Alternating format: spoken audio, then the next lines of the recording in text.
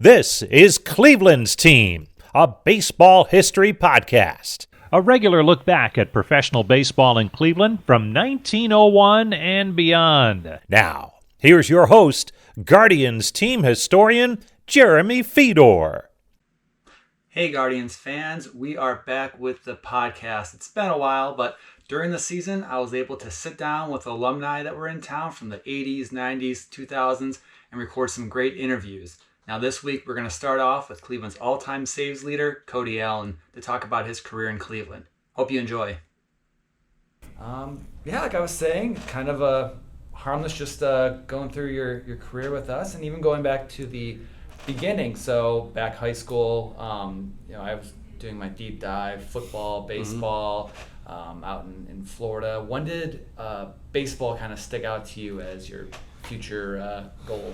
I think I think I kind of knew that baseball was it for me. Not because of any particular skill set that I had that was more advantageous for baseball than football. Baseball was what I did, since I was 4. I started playing football in high school, and I think it was something that I naturally picked up, and I loved it. I still do. But there was just something about baseball that I knew that was kind of my route. You said you started football in high school, but I was looking at your page, 4-year starter at Boone, first playoff win, throwing a touchdown pass in overtime and all that. Were you ever worried then about, hurting your arm or anything of that nature? You know what? I think there was a brief amount of time there after I signed a letter of intent to University of Central Florida, and there was a little bit, but I think by that time too, I had entrenched myself as a member of that group of guys who was trying to win games and win championships with the football team. And I knew also too that time was going to be coming to an end. And so it was kind of one of those things all right, let's play the game. If you get hurt, you're running a little bit of a risk, but I think at the position that I was playing as a quarterback, I think it mitigated a little bit of the risk. But I also knew that if I didn't play, I would definitely regret that. And you weren't drafted out of high school, no. So how many schools were looking at you? Or was it just kind of a local thing? There's a few schools. I ended the recruiting process fairly early. I knew I had a relationship with the coach at UCF. I'd gone to some camps there, just with it being local, and develop a relationship with he was the pitching coach at the time there. His name was Craig Cozart, and just loved the campus, loved the ability to be close to home, and my brother, I have a twin brother who was going to school not far away either, so it gave us a chance to remain close, I kind of knew that's where I wanted to be. I did explore a few other schools, but we didn't get so deep into the process that it was a wide net, so it was pretty. I think I knew from the get-go that's where I was going to go. And when you were drafted, it was by Cleveland, and not once, but twice. Did you, the first time, the 16th round, just didn't work out, and then the next year, 23rd? Well, it was so up to that first draft. So I had gone to UCF for 2 years, and then my second year there, I redshirted. I had Tommy John surgery before the season started. We had a whole new coaching staff. So the coaching staff that had recruited me to come there, the ones that I wanted to play for, they were no longer there. And the staff that was there, they were doing what they believed that they needed to do to revamp the organization. And so they actually let me go of my contract. So my scholarship. And so I went to a junior college right there in Florida. And I was first year back from Tommy John. It was kind of a turbulent year. Had some games where I did pitch really well, but I was not ready. It had nothing to do with Cleveland as an organization or the offer or the whole draft process. I just didn't believe that I was ready to present myself well enough in the professional ranks to give myself a shot at the ultimate goal, which is playing in the big leagues. And so I actually ended up going to High Point University in North Carolina, where the coach that had recruited me to go to UCF, he was now the head coach at High Point. So there was a familiarity there, and I knew exactly that he was the guy that I felt like, you know what, if I want to give this a shot a year later, this is the guy that's going to get me to a position that I'll be ready to go. And were you surprised that it was Cleveland looking at you again in 11, or was it just like, all right, there's something there? You know, I didn't think that they would, just because they had drafted me, and I didn't sign. And so, you know, I kind of thought that there was an outside chance that, okay, you know, maybe they, because I had conversations with the scout at the time, Bob Mayer, who he's the one who drafted me at High Point, and I had conversations with Bob, and there wasn't, he didn't give me any indication that there was any hard feelings or anything there, but I ultimately knew, like, you know, there's a business decision to be made, but you know, he stayed on me, and when they drafted me, I was surprised, but I wasn't as surprised as maybe like my parents was. And how does that work in the 23rd round? Is it just a phone call, or is it? Yeah, he pretty much cut right to it. He's, you know, when the draft happened, he called me. He's like, all right, you know, hey, I know you're a little disappointed, because I was hoping to go a little earlier. He's like, I know you're disappointed, but this is what it is. This is the offer. We're not going to play around like we did last summer. And I was like, cool, let's go, let's get started. So I signed right away, and to go back to my decision not to sign, I was comfortable signing right away, regardless of what the offer was, just because I felt like I was ready. I felt like I was ready to present myself well enough when I showed up, and I showed up to Mahoning Valley and signed my contract and got started. Now, usually people from Ohio will vacation in Florida. Had you ever been to Ohio or Cleveland, or what were your thoughts besides? I don't think I'd ever been to Ohio. Maybe when I was a little kid, but I do not think I'd ever been to Ohio. I did. I mean, it was a storied franchise, and there was a lot of between like my agent and some guys that I had played with growing up. Like the organization as a whole, from a development side, was very well respected, and so I was very excited to start my career with this organization that had a reputation for developing and using their talent at the big league level. There's a lot of other organizations that maybe are in bigger markets that they explore the free agent market or whatever it is, but I knew that this organization was dependent upon that farm system to win games at the big league level, and I was definitely excited to be here. And your parents immediately became the biggest Cleveland fans, and everybody, we they definitely had the sweatshirts and the hats and the polos and everything before the summer was over. And 2011, 2012, you kind of burned through the minors. I think Baseball Reference mentioned 65 minor league games. Do you ever feel like LeBron skipping college and going right to the majors? Was it kind of tough to acclimate, kind of like bouncing around like that? Or I think at that point you're just playing the game. And there was really every level you went up, it was super exciting. Like, I knew what was going on, and I was very thankful and grateful for like those previous experiences, and for the coaches at each one of those levels, and for the teammates that I had, because all those experiences, they all culminated and they all helped my development. But I was also very thankful that the organization at that point, like they believed that I was ready, because I had seen other guys in other organizations that they were doing the same thing that I was doing, but it was just kind of far-fetched for somebody to move quickly like that. And so they were just like, we'll just let this guy, just like mature or develop at this level for a little bit longer, and then maybe they get stale and or they become bitter or whatever it was. And I definitely didn't want to do that, or didn't want that to happen. But the organization never allowed it to. They were just like, hey, we're just going to continue to challenge this guy and see if he's up to the task. And there's a few individuals at the time that I think were definitely behind that, and they gave me their vote of confidence, and they just kept bumping me. And Mike Sarbaugh, he was my AAA manager in Columbus, and that was kind of the first roadblock I hit in that, I guess, road up to the big leagues. And he was just like, dude, just shake it off, keep going. And a couple months later, I was here. So you don't ever look back at those missing out on long bus rides and all that stuff. No. Yeah, so by July 20th, your MLB debut. Do you remember, I guess it would have been Sauerball calling you in his office? Yeah, it was. It was Mike Sauerball. He called me in and just didn't really know, didn't prank me or anything. He was just like, hey, man, you're going up. And I just kind of asked him, I was like, what do I do? I did not feel ready, but he was just like, man, it's the same game. The mound is still 60 feet away, and the guy's still holding the bat, and the strike's on the same size. It's good to keep doing what you've been doing.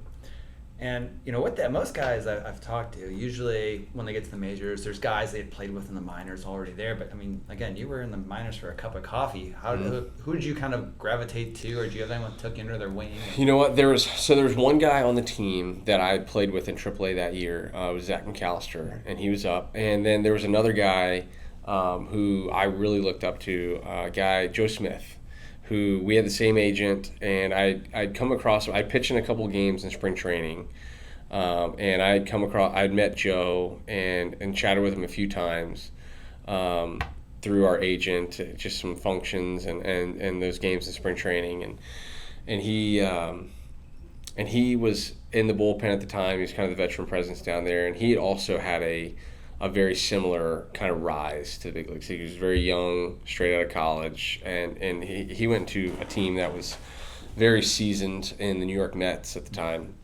and so Joe was definitely a guy that I leaned on. Where it's like, hey man, I'm not gonna fool you here or try and fake it. Like I have no idea what I'm supposed to be doing right now, and he's just like, you just stay over there, kind of. He definitely guided me and helped me learn the ropes. So was 37 just what Tony gave you, or was that just never what they had gave no me? meaning to it? No, just what they gave me. Changing it or no? All right. Now, do you remember that debut and or is it all like a blur? Or that's not. Oh no, I remember the debut. I do remember the debut. I was against Baltimore, and I just remember kind of having those moments of like, what the heck am I doing here? Kind of thing. And Derek Lowe started that game. And D'Lo, he started getting hit around a little bit, and they called down, and I knew as soon as the phone rang, I knew it was for me. And so, and it was one of those things where the adrenaline's pumping so fast, like I didn't need to warm up, like I was ready, and they brought me in, and first guy I faced, Matt Wieters, and ended up walking him. The next guy, Wilson Betterman, ended up walking him, and then Mark Reynolds ended up punching him out. And so once I got the first out, it was like, okay, like it's doable. It's doable. These guys are human. Then I was able to settle in a little bit. Do you have that first strikeout ball still? Oh yeah. I'm trying to think. Now, was it almost better to come in a blowout situation like that? Is that, or it doesn't matter, first start's your first start? It doesn't matter. I think at that particular time, the gravity of the score or whatever it was, I didn't have the court awareness in that moment to even think about that stuff. Like I remember looking up from the mound when Matt Wieters stepped in the box, and I felt like I was pitching from center field. And I was merely just trying to hold it together. Like I was just like, just throw it over the plate. Like that's all I was trying to do. I just didn't want to embarrass myself. And so the score could have been 1-1. It could have been 10-0. I wouldn't even have known. Were your parents able to make it to that game? They did. They literally they had booked a flight, and the earliest they could get in was, I think it was like close to game time. And from the rental car and like all this stuff, they got to the stadium as I was warming up on the field. And so they came in and they said that they were walking up like Eagle Avenue, and they hear over the Jumbotron they announce me, and they just like start running in. So it was kind of cool. Over the course of your career, you had quite a few catchers too, or a couple of them. You were with Santana towards the end of his catching career. Yeah. And what can you say about the guys, Perez, Gomes, Jimenez, as catchers? I was really fortunate. I was extremely fortunate to have all those guys. Carlos, he kind of walked me through my first year, playing, and then Lou Martian was also there, who's a guy. But I developed a very good relationship with Yan Gomes, and Roberto Perez. But having both of those guys for the bulk, pretty much my entire career here, and then obviously Jimenez was here for a period of time as well. But I'd say probably 85 to 90% of the games that I pitched in a Cleveland uniform, Jan or Roberto caught. And I mean, I couldn't have asked for two better catchers. I mean, those guys, they did their homework. They knew me, and I trusted them explicitly. And they obviously, and too, they're very good. I think Roberto's got a couple Gold Gloves at home for a reason. Roberto too, just like yourself, kind of a later draft pick. That kind of, I got a chance to pitch to Roberto too at two different minor league levels as well. So, you come in 2012. It's kind of a turning point, I guess, in that decade, and I think a big point in our history, because that August, for better, I mean not for better, but for worse, the wheels kind of fall off. The club goes, I was like 5 and something. Yep. For you, being a new guy, was that something that you just kind of kept in the wings, like, oh shit, like things aren't great, or like how did you navigate that? Like you said, like we went on a road trip. So I was here for a homestand where we split. We had 3 against Baltimore and 3 against Detroit, and we split. And then we went on the road for a 10-gamer, and we went 0-10. And on that 10-gamer is when, I think Johnny Damon gets released, Derek Lowe gets released. I think at the end of that road trip is when Manny Acta got fired. And so there's a lot of going on. And I was, but for me, I was merely just trying to keep my head about me. And just my goal was just to stay there. And so, I didn't have the court awareness of exactly what was going on to understand, the ramifications of everything that was happening.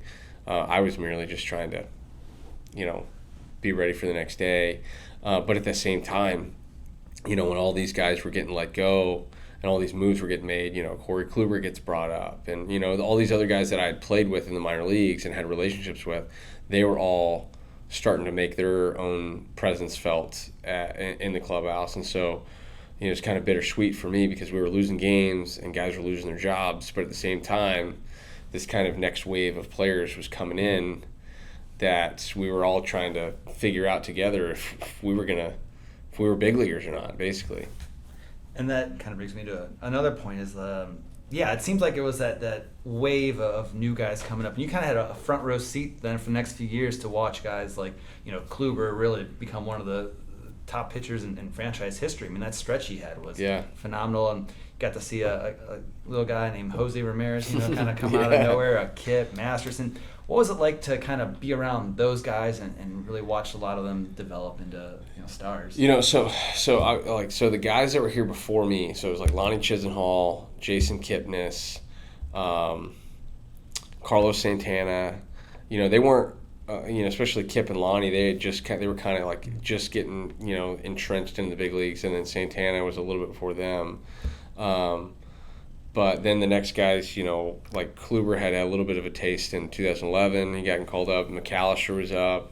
And then, we make the trade that offseason for Mike Aviles and Yan Gomes. And so it was really cool to kind of see this, in hindsight, see it all come together. Now, at the time, like, these are singular moves that you're not even really thinking about. It's just like these are players that are coming to us. But then over time, and then another guy, I don't know how we can forget about this guy, but Michael Brantley, he's a young guy at the time. He hasn't even signed his contract yet. And so Josh Tomlin. I mean, so there's so many guys that were there that we were all kind of like, where do we sit or where do we stand in the organization and in the league as a whole? And then we were all so fortunate to be together for the next 5, 6, 7 years. And then to experience some of the things we experienced at the end of that, winning 3 straight divisions and winning a pennant. So it was, at the time, we had no idea what was happening. But, we look back on it in 17 and 18, and we were like, man, we've all been here for a really long time together. And that off season, the managerial hirings are coming. Did you hear rumblings that Tito was possible, or were you just kind of, hey, I'm going to see what happens? I didn't know. Honestly, I love Tito to death, but at the time, I knew Sandy, and I knew Sandy was the other guy up for the job. It was basically between Tito and Sandy, and so me personally, I was like, man, I really hope Sandy gets this job because I don't know Tito, and I know Sandy knows me. I know Sandy had confidence in me at the end of the season the year before. And I think the world of Sandy. And so I was kind of hoping Sandy got the job. And then Terry Francona got the job. And, and we all came to love Tito. And, he's done amazing things here that, will just be etched in the franchise's history. But yeah, it was kind of a wild off season. What makes Tito such a great manager, in your opinion? I think, obviously, he knows the game, but I think the biggest thing is he understands people. He knows people, and he's a master communicator, right? I think he's able to get guys to understand what we're really doing here, right? And I would say the biggest takeaway that I took from him was, as a player, was never to focus on the results of the game. It's always like, let's just develop a really good process and let's just focus on that process and enjoy what we're doing within that process, right? So enjoy coming to the ballpark, right? Like, don't stress out on the fact that we're facing X guy or we're facing these teams or you're not pitching well right now or you're not hitting well right now. Let's just focus on the process and let's just enjoy it and do it together. And that next season you have Tito. Things seem to be coming together. It seems like Jason Giambi was a great addition to the team just in terms of a veteran. Now for you, your legs were probably more settled than they were when you came out. Did you ever? And again, I'm not sure how much a 23, 24-year-old guy cared about. If you're in Fenway and you're standing on the same mound as greats, or was that something that was cool for you, or was it just another ballpark for you to go around? No, it was definitely those places. Fenway, and I know it wasn't the old Yankee Stadium, but it was Yankee Stadium, right? Like, there was just something about those places, right? You're just kind of taken aback. Even like I remember being in Houston. And that ballpark isn't particularly historical or anything like that, but I remember Craig Biggio was there throwing out the first pitch, and I was like, "Oh my gosh, that's Craig Biggio!" And then having the same thing. I remember being in Yankee Stadium when they were retiring Andy Pettit's number, and I was like, "Holy smokes!" Like just being absolutely taken aback, and then kind of looking around like, "What are we doing here?" Kind of thing, and just like understanding, and just having that moment of gratitude. And I think that's all it was. And, it's not only, it wasn't just me. It was like, I remember being in Yankee Stadium and they're, it's like a day game and guys get there early and we're on the top step, like in the visiting dugout, watching this ceremony take place when we could be inside playing cards or getting ready or whatever. But we're all just gawking and just kind of starstruck by some of the individuals we see out there. I got Mariano's there and Jeter's there and all these guys, and you're just like, holy smokes. And so you're just kind of paying homage to just where you are and who came before you, and and a guy like Jason Giambi, having him on your team kind of puts those things in perspective. Yeah, you just missed Tommy, because Tommy was up here in 11, and but was there moments of like surrealness when you're on the mound and Miggy's in the box or anything like that? There were two moments in my career where I was standing on the mound and it was kind of this like, oh my gosh, like this guy's in the, like it was like this guy's in the box. And it was the first time I faced Mickey and when I faced Jeter. And both of those moments, it was like, what am I doing here? And like having those guys. And my debut was against Baltimore. Tommy was on that team. But I just didn't face him that night. But yeah, I remember walking out to the bullpen that first night, walking from the dugout with the rest of the bullpen to the bullpen and seeing Adam Jones up close and Chris Davis and Jim Thome and all these, and they're massive dudes. And I'm just like, what in the heck is going on? But yeah, seeing Thome was kind of like I think Thome had hit the home run off low to knock him out, and then that's when you came in. What was about Miggy? I was going through some of your splits, and Miggy 7 for 19 against you. What made him hard to? He's just one of the greatest hitters of all time. Yeah, he's just so good, and he just, I think too, like, just the fact that you knew he was that good, like, and he knew he was that good, and he just, I don't know, but it was weird though because there'd be like a year where I had him. And then the next year, he owned me. And then the next year, I had him. And then the next year, he owned me. So he made adjustments. Like, you couldn't fool him too many times the same way. And, but yeah, he was so good. I know Raji is here with you. He was only 1 for 7 against you. So I don't know. That was an infield hit too. Oh, you remember that? Yeah. Oh yeah. So 13. There's something about Tito's teams and these win streaks. So finish off the season with a 10-game win streak. Giambi had that mammoth home run, and then just the. You remember much about that wild card game? Disappointment. I mean, was that pretty? Yeah, I remember Alex Cobb being really good. I remember he was really good. But I remember it was kind of a, I remember Danny Salazar starting that game, and and I remember, unfortunately I know Danny, he kind of got bit by the injury bug there, but I remember thinking, and there were a lot of guys on that team, like we were really excited for the future of that team, and because it was, you looked around the field, you saw, Jason Kipnis at second base, like Jose Ramirez was like a young 20-year-old pinch runner on that team. We all knew he was going to be really good. I don't think anybody knew he was going to be as good as he is, but we knew he was going to be good. And just like some really good players on that team. Kluber was, like he was really good that year. That was the year before he won the Cy Young, and we kind of knew that we still had a shot at winning that game and making some noise in the postseason, but we all kind of saw it as like, all right, this is kind of like our launching point.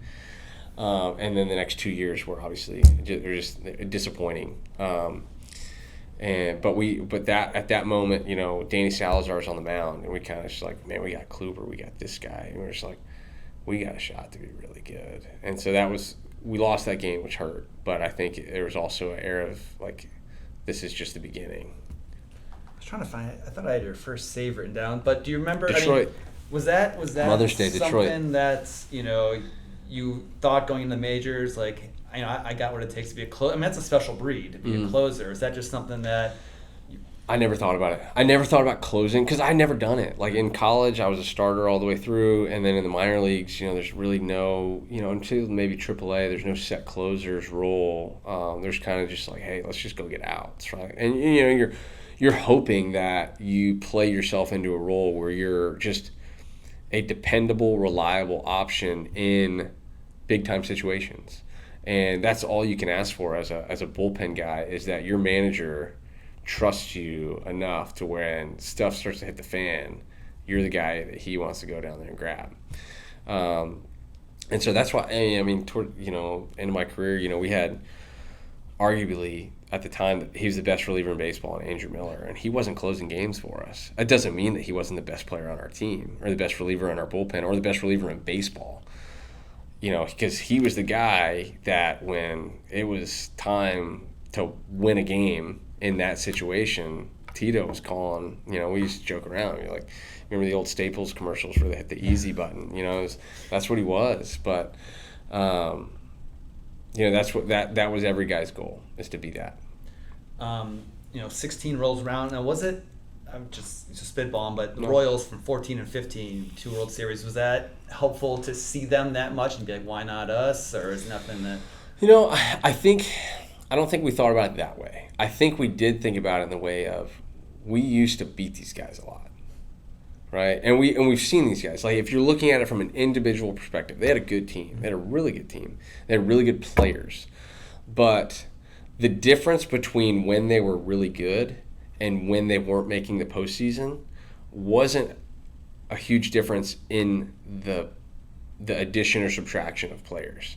It was just merely in the culture that they had created, where, I will say, when we played them in 14 and 15, it didn't matter like what the score was. Like, you knew that they were just coming. Like, it was like teams played them, you were playing them, and you were on your heels the entire night. And they just brought the game to you. And so it wasn't the fact that, they went and, I know they traded for some guys. They went and got James Shields and Wade Davis and Salvador Perez getting, starting to get into his prime, and Hosmer and Moustakas and Kane, all these guys, they were getting better, but and Omar Infante was a big part of that, but they just put you on your heels. And it was like, and it's not like, we got the same guys. We have the same quality players. They're just playing the game a little bit differently than we are right now. And I think seeing that and recognizing that and bringing in guys like Mike Napoli and Rajay Davis and guys who had been around, they kind of helped us see that too. Now, playoffs roll around. You get the last out against Detroit to clinch the Central, and then you roll into the playoffs. Are you aware you gave up Ortiz's last major league hit?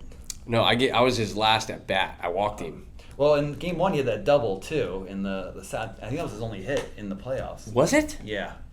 So I think that was his last. I'm like 99% sure because I remember that was wondering where that baseball went. He absolutely slacked that ball. And that was oh no, it wasn't bottom. That was earlier in the game, right? It was the eighth. It was in the eighth inning. Yeah. So you had to do double duty in the ninth, and you had Pedroia on that weird. He didn't think he Check swung. swing, And he was arguing. And then I remember watching that from a distance. What was game one against Boston on the ropes like that? Was that again one of those moments where you're just like 3 outs, man? Yeah, so it was definitely different than just 3 outs. But I will say that when we won that game, like winning that game and like taking the advantage away, the rest of the series is completely different. But going in, like obviously they had to come to our place and play. But I would say that they were confident. Like they were very confident. Like they had the experience. They had a great team. I think their offense that year was one of the better ones in history. You're talking about like Mookie Betts is on the team. I mean, they were really good, but beating them the way we beat them, it definitely kind of gave us a blueprint of like, all right, like this is how we're gonna do it. And so it's set up. And then the next night, we go and we beat them 6-0, and then we go to Boston and beat them. So it was. Yeah, it was. They were good. They were a really good team, but we knew going into that series, like there's a way that we can win this. And you knew Pedroia swung too, right? I mean, that's clear as day. I mean, I tell you what, man, he was tough because he was just one of those players, man. Like if you had to draw, and I'm sure, like if Tito had to list like his guys that he's just going to draw examples from all the time, like 90% of the examples that he gives is going to be from that particular guy. But he just literally never gave a pitch away. Like you just could not take a pitch for granted with him, like ever. And he just battled, man. And at that stage in the game, like I think I was like 40 pitches in. And the longer you draw this out, it can get hairy. And so I knew I had to come after him, but I also knew like I couldn't just give in and say, here it is, like I'm going to beat you, because that's where you get beat. And Dopes wins that first series. That next series against Toronto, again, also another high-octane offense. Mm-hmm. You had to, I think it was game 2, you had Edwin and Batista and Tulowitzki to, I think it was to end the game. Yeah. I mean, that's kind of a murderer's row to some extent, too, especially those guys in that era. Same thing, just get out there. And were you actually aware, go back a little bit, that Tito was going to do what he did with, like, hey, it's 6th inning, bring in Miller, and just, hey, we need you? I think we were definitely aware just to, like, be ready. And I knew he also told us, like, hey, I'm not going to, like, catch you guys off guard, right? Like, I'm going to give you a heads up, because I think Tito did a really good job of breaking the game down into, like, sections. And so with Boston, right, like, everything evolved around, like, Ortiz, right? Like, we've got to make sure that we handle Ortiz. And so, obviously, he's going to track Ortiz with Miller. Mm-hmm. So if he knows, like, hey, Ortiz's last at bat in the 3rd inning, we're definitely not going to let him come up again with guys on. So, like, if it's the 4th inning and Ortiz may come up, say he's supposed to do up 5th in the 5th inning, he's going to let Miller know, like, hey, if we get to him, you've got him. And he's going to let him know that well in advance. And so that was one thing that he did a really good job of. And then the same thing with, like, in Toronto with Donaldson. He was like, hey, we're just, because there was like a string of righties there with, I think Donaldson was hitting in the 2-hole, and it was Donaldson, Edwin, Batista, and Tulowitzki. It's just like, hey, we're just not going to let them get there, right? And so there was a game in the Toronto series where me and Miller flip-flopped, where I came in early because we were in that string of righties there. And then Russell Martin was on that team. So, I mean, they had a bunch of righties that they could leverage. So he did a really good job of communicating, like, his intent and how he was going to use us so that we could kind of track along with him as well, too. And I guess to backtrack a little more, because leading into that postseason, Carrasco took the comebacker, and Brantley was out, and I think it's Hoynesy that had the article saying, like, oh, it's over before it gets. Was that big for you as a motivator too, or did you not need that? It's baseball. Well, it could have gone either way, but fortunately we had a guy named Mike Napoli on our team who literally just, like, doesn't. I remember when Bauer cut his hand. Yeah.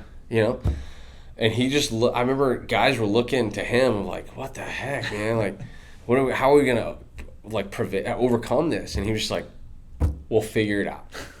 And when he said it, it wasn't like lip service. It was like, you looked at him and the way he said it, it was like, we'll figure it out. Like, and then Ryan Merritt comes up and throws, like 4 2/3, 1 hit. It was like, but when that happened, looking back on it, it was like, man, this guy's been in Arizona throwing sim games. Like, no knock against Ryan Merritt. Like, he was a quality big leaguer, great starter. But it's not like he was getting work against, the Toronto Blue Jays or the Boston Red Sox or whoever. He was throwing sim games, and he shows up to clinch the pennant, and no problem. You didn't. I know most of the city of Cleveland, they bought stuff off his wedding. Did you guys buy anything? Yeah, no, it was sold out at the time when we looked at it. So obviously, the World Series didn't end up the way we all had hoped it would. But I mean, just as an experience to go through all that, how long did it take to fully set in? Like, that was probably one of the most historic World Series. I mean, I still I still think about it from time to time, and not as much as I used to. But I think it's one of those things that until you get far enough away from it, you can't really grasp, what it was or like the weight of it. And I'm so thankful for it sucked, but yeah, it sucked. Yeah. It sucked. But I will say that, like, I remember after it, I remember doing an interview, for all the local media and all that stuff. And I remember feeling so excited about the next season. And I just remember, like, I was like, let's go home for a week and let's go straight to Arizona. Because it was the most fun stretch of baseball I'd had since I was 12 years old. And so, and unfortunately we never got back and we didn't do the same thing. But I just remember feeling this great sense of, like, pride in the group and in the city itself, because, the city represented itself extremely well there. But the group, for all the adverse situations that we had and, and just the way that everybody had handled the attention, and nobody was, the moment wasn't too big for anybody. Everybody, like, there was this constant, kind of message of, like, we, this constant, like, deflection of, any type of, if somebody's trying to brag on somebody, they would just deflect it to the next guy. And I don't know, there was just a lot of pride in that team and how it handled everything that happened. You guys had LeBron on his feet. That's pretty wild. Yeah. So. I know we're running out of time, but I do want to touch on the, in 17, then you guys ended up doing something that might never be repeated in baseball. Again, that 22-game win streak. I mean, again, as that's going on, just something you're living in the moment and thinking, hey, this is something, or I mean. It's funny because I remember, so the year before we won 14 in a row to kind of really put some distance between us and Detroit and, like, really give us, and that was, like, the moment where it was like, we're going to win this thing. We're going to win the division and we're going to go make some noise. And I remember in 17, we go and we sign Edwin in the offseason, we get Boone Logan, and, we were looking at our team on paper and you're like, we are loaded. And we were all pumped. And then we get to the All-Star break that year and it's like, we're like 4 games over 500 or something like that, and the Twins are barking on our heels. And I remember us having kind of like little team meetings and stuff like that. I was like, guys, we cannot, like, this has to be, like, on a daily basis. We've got to show them we've got to win the series. We can't bank on a 14-game win streak. We just can't bank on that happening, guys. And then we go run off 22 in a row, and it was like, oh, I guess so. And then, again, the franchise is over 100 some odd years, and I know the game of baseball has changed. Guys in 1912 weren't looking for saves. So to become the all-time winning or have the most saves in franchise history, what does that mean now, or then and now, and just as over your career? I mean, it is something I'm definitely proud of, right? It's something that I take pride in, but at the same time, I think it was a huge testament to the teams that I was on, the guys that I got to play with, right? Like Brian Shaw, right? Like, you're only getting to the 9th in those situations because of guys like Brian Shaw and Zach McAllister and Nick Goody and Dan Otero and like all of these guys that just pitch their tails off. And then you talk about our starting rotation for days, all the great pitchers that came through here. But like I was merely just a small cog in a wheel, and I just happened to have a stat attached to my part of the cog, right? Like, and so I don't know. It's just I'm definitely proud of it, but I think it's a collective statistic. You never had a desire to wear 99 like come here and come No, I didn't. That was what comes to being a closer in Cleveland, it seems. Dude, I tell you what, man. I mean, we're talking about this record right now, but the guy that's here right now, he is really, really good, and he's very young, and he's got a shot at saving a lot of games. I think for him too, I think he, would say the same thing. Like it's a collective effort. You don't get to the ninth with a minimum lead by either the guys in front of you blowing it or, your team not scoring runs or your starters not staying in the game. Like it's a collective statistic. Now, when you went to LA, you never had a chance to face Cleveland, did you? No. So you never had to face Hosey? Never came back, no. Would he have been, as a pitcher, I mean, you have to watch Hosey on a daily basis. Do you think he would have been aggravating to pitch against? He was so frustrating because, like, he's almost like he's almost like Miggy in the sense of like, man, there's no set way to get this guy out. Like, there's really no set way to get him out. You just hopefully make quality pitches, and then he just gets himself out because there's nothing that he can't do with a bat. And like we saw it for years, and I was like we used to joke. We're like, what do you think the other teams' pitchers meetings are like when they go over this guy? I remember talking to catchers. James McCann. He was like, he was catching for Detroit at the time. And he was like, I hate Jose Ramirez. We can't figure this out. I was like, dude, you and everybody else. Is it wild now to be on this other side of your baseball life? I mean, when you were playing, you probably saw older guys coming in and going and didn't think too much of it. And now you're coming back and feel pretty cool, though, to have this. Yeah, I mean, I definitely, I really appreciated the guys that came before me.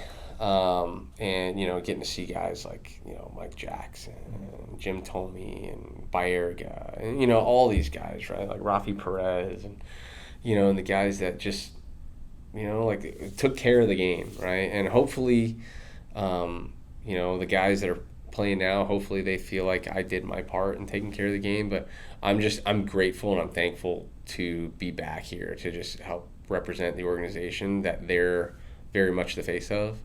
And so that's just, I think it's a great game. I think it's a great organization. I think the players now are so good. I think the talent level of players is just remarkable. And it's a hard game. It is a really, really hard game. And for those guys to go out there and put it on the line every day, it's not easy. Well, I know we have to get you out of here soon. No, I'm overtime, so I'll cut it there. But you've been listening to Cleveland's Team, a baseball history podcast with Guardians team historian Jeremy Fedor.